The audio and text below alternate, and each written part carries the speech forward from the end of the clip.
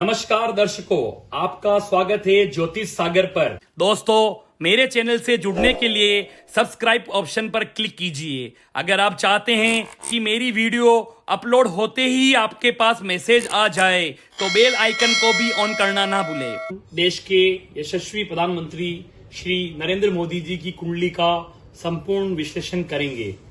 हम जानेंगे कि देश के हालात में कब सुधार आएगा, कोरोना काल से क्या हिंदुस्तान उभर पाएगा। आपके सामने जो कुंडली, जो चार्ट आपको नजर आ रहा है, ये देश के यशस्वी प्रधानमंत्री श्री नरेंद्र दामोदर दास जी की कुंडली है। ऐसा क्या योग था जो नरेंद्र मोदी जी 3 बार मुख्यमंत्री बने? ऐसा क्या योग है जो उनकी वाणी में अमृत है, प्रसिद्धि के शिखर पर हैं? ऐसा कौन सा राजयोग मोदी जी की कुंडली में है? ऐसा नहीं है कि उनकी कुंडली में राजयोग ही है, उनकी कुंडली में दूषित योग भी है, ग्रहण योग है।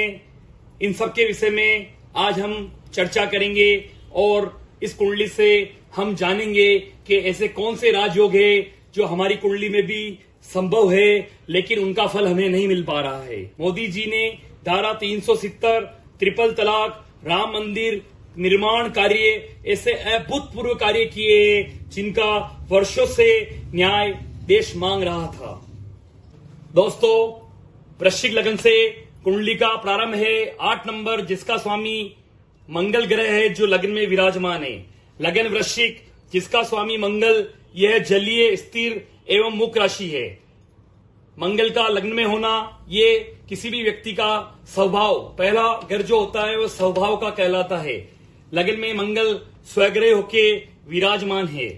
लग्नेश मंगल पराक्रम में मजबूती प्रदान करने के साथ ही नेतृत्व क्षमता और लीडरशिप में अहम योगदान करता है। परोपकार के लिए किसी भी चीज का त्याग करना मोदी जी की कुंडली से हमें देखने को मिलता है। आपको संगीत कला से विशेष लगाव होगा। आपकी प्रकृति रहस्यमयी, कार्य योजना को किसी के सामने आप प्रकट नहीं करेंगे, विचारों पर अडिग रहेंगे, क्योंकि लग्न में मंगल स्वग्रही विचारों को अडिगता की तरफ दर्शाता है। आप किसी भी चीज का निष्कर्ष निकालेंगे। लग्न में चंद्रमा और मंगल का महालक्ष्मी योग बनता है और लग्नेश मंगल केंद्र में अपने आप में पंच महापुरुष का रोचक योग बनाते हैं। तृतीयेश, जिसको हम पराक्रमेश कहते हैं, पराक्रमेश और सुखेश का अद्भुत योग केंद्र में शनि। पराक्रमेश और सुखेश, जिसका मालिक शनि है, केंद्र में कर्म स्थान से संबंध बना रहा है। आपके पराक्रम में कहीं कोई कमी नहीं हो सकती है। पंचमेश, ज्ञान, बुद्धि और विवेक का कारक गुरु केंद्र में आया हुआ है। द्वितीयेश और पंचमेश केंद्र में आए हैं। ये कुटुंब परिवार है, तो मोदी जी अपना पूरे परिवार देश को मानते हैं। छठे घर का मालिक और लग्नेश मंगल ग्रह, स्वग्रही मंगल केंद्र में रोचक नामक महायोग का निर्माण करते हैं। शत्रुहंता, ऋण, रोग और शत्रु का मालिक मंगल लग्नेश स्वग्रही विराजमान है। मंगल आपको निरोग रखेंगे, शत्रुओं का दमन आपके लिए कोई बड़ी बात नहीं होगी। अष्टमेश और एकादशेश, अष्टमेश बुध एकादशेश में उच्च के विराजमान हैं।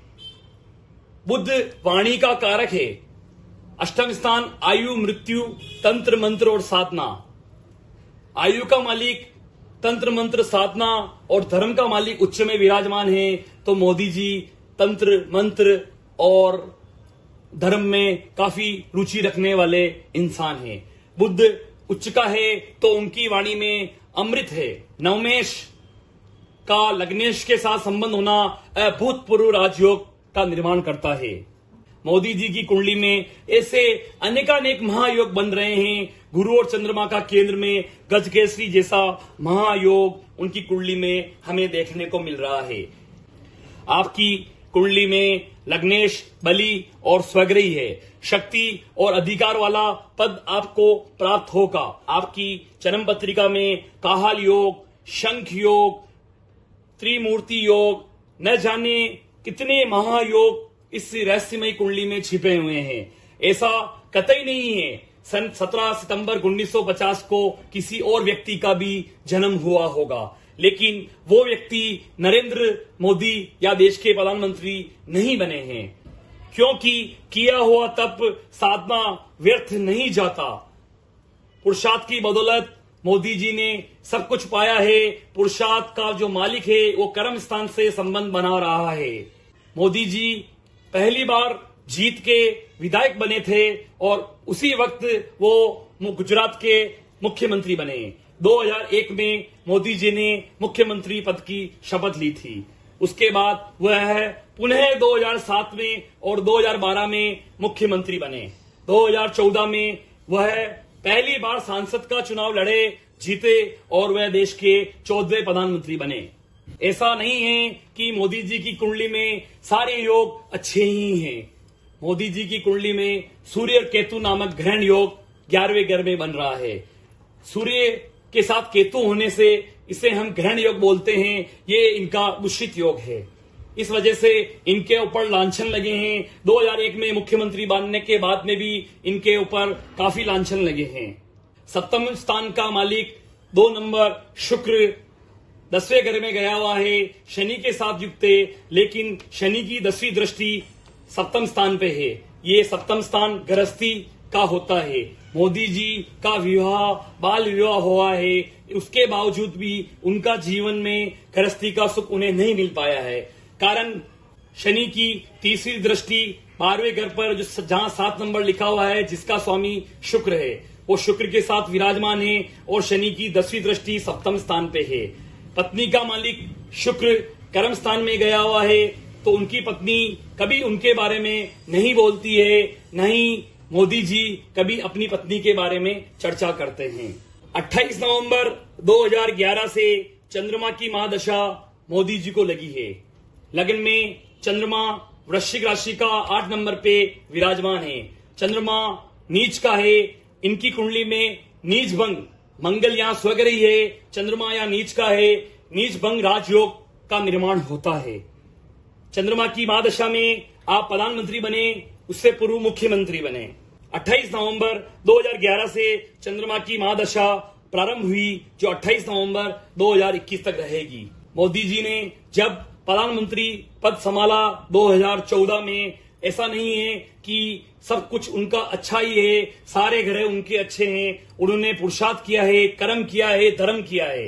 नवरात्रि के दिनों में आप नींबू और पानी पर रहते हैं, हार्ड वर्क करते हैं, 24 घंटे से 20 से 22 घंटे वर्क करते हैं। ये पुरुषार्थ और कर्म ही हैं जिन्हें आज हम मोदी जी देश के यशस्वी प्रधानमंत्री और विश्व में अच्छे राजनीतिज्ञ के रूप में जाने जाते हैं। पूर्व जन्म के कर्म क्या है और पूर्वार्थ क्या होता है, आप मोदी जी की कुंडली से अच्छी तरह से सीख सकते हैं। मैं आपको एक उदाहरण देके समझाता हूं। आप किसी किराने की दुकान पर अपने घरेलू सामान के लिए जाते हैं। आपने शक्कर, चाय की पत्ती, चावल इत्यादि चीजों की दुकानदार से डिमांड की है।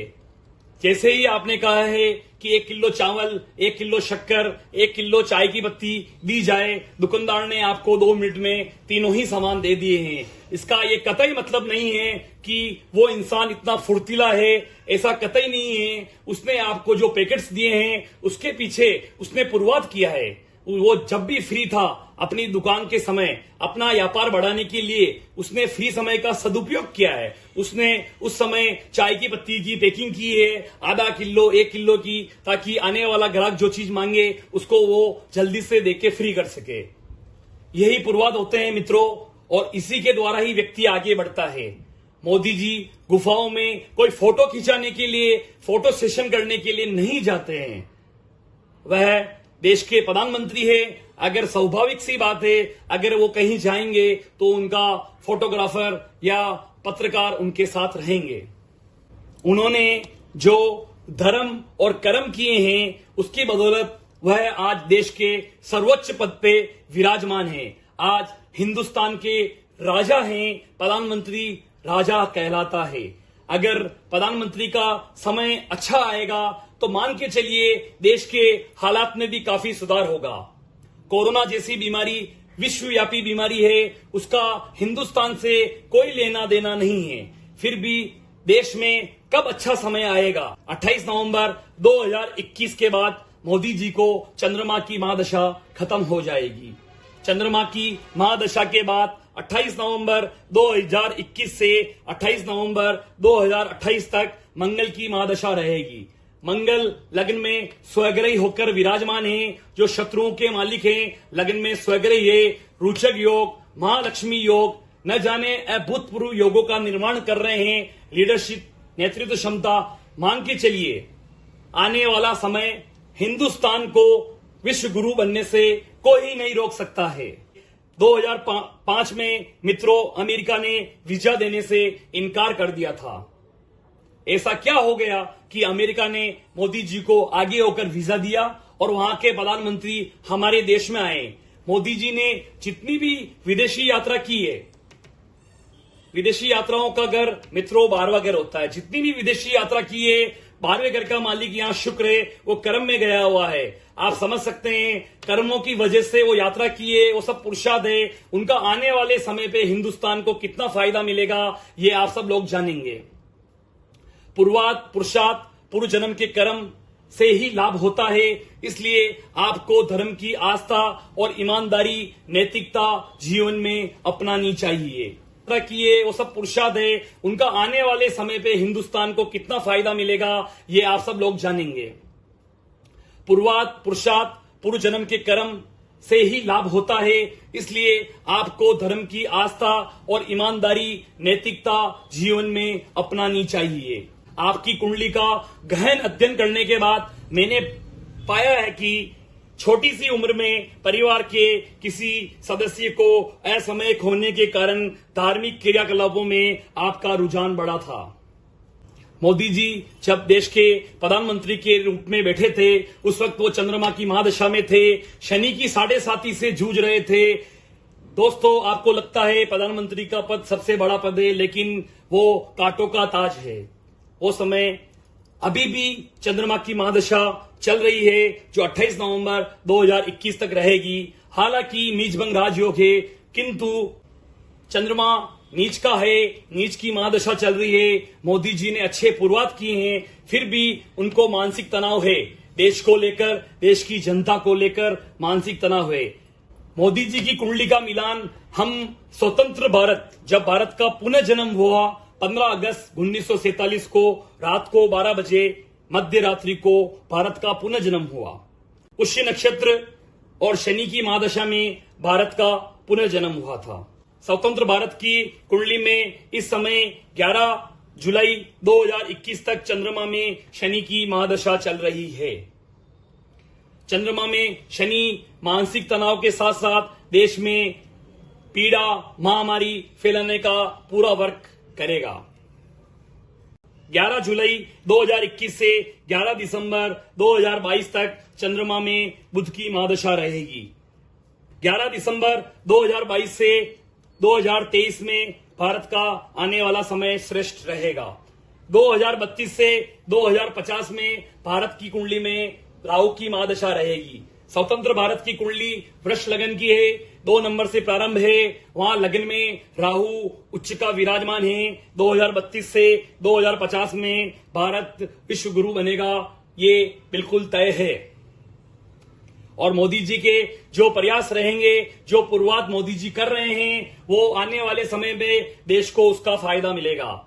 किसी भी प्रशासनिक अधिकारी की अगर हम कुंडली देखेंगे तो उनका मंगल या वो वृश्चिक लगन वाली कुंडली ही होगी, क्योंकि मंगल लगन में या उच्च का हो तो नेतृत्व क्षमता और लीडरशिप करवाता है। मोदी जी की कुंडली में चतुर्दश शनि और गुरु केंद्र में हैं। ये अपने आप में एक महायोग बनता है। इसके अलावा पंचमेश और षष्ठेश, पंचमेश गुरु और षष्ठेश मंगल भी केंद्रीय भावों में हैं। ये शंख योग बनाता है। शंख योग में जन्म लेने वाले व्यक्ति की बुद्धि तीव्र, दयालु प्रवृत्ति, स्वभाव उदार और धार्मिक प्रवृत्ति रहती है। आपकी कुंडली में चौथे, 10वें, 11वें ग्रह में शुभ ग्रह विराजमान है। इसे हम त्रिमूर्ति योग कहते हैं। ऐसा योग विद्वान योग कहलाता है। इसके अलावा एक बात गौर करने की है दर्शकों, लग्नेश वृश्चिक लगन केंद्र में, चतुर्देश केंद्र में शनि, सप्तमेश शुक्र केंद्र में और दशमेश कर्म का मालिक सूर्य एकादशेश में गए हुए हैं।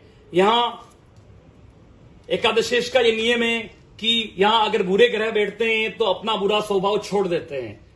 फिर भी सूर्य केतु के साथ बैठे हुए हैं और राहु की ऊपर उसकी नजर है, इस वजह से झूठे लांछन जैसे योग से आपको गुजरना पड़ता है। आने वाला समय मंगल की महादशा की वजह से, जब कहते हैं दुश्मन नहीं करता है वैसी दशा करती है। आप श्री के आने वाले समय में मंगल की महादशा प्रारंभ होने वाली है। मंगल कुंडली में योग कारक और बली है। आप समझ सकते हैं आने वाला समय कैसा होगा।